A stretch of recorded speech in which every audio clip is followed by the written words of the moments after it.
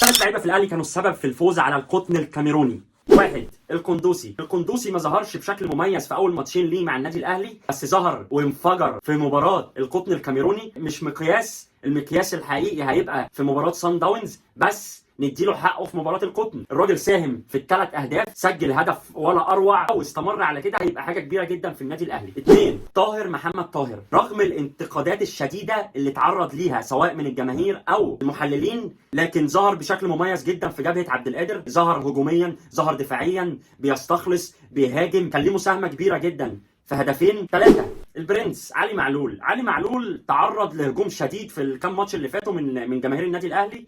الراجل ده يا جدعان مش الجناح او الظهير اليمين، لا، الدراع اليمين للنادي الاهلي هجوميا. هو لما مش بيبقى في حالته هجوميا ما بتلاقيش النادي الاهلي رفعات دواء عايزه، بس يعني لو انت لمستها برموش عينك هتدخل جون بس كده. وهي دي كانت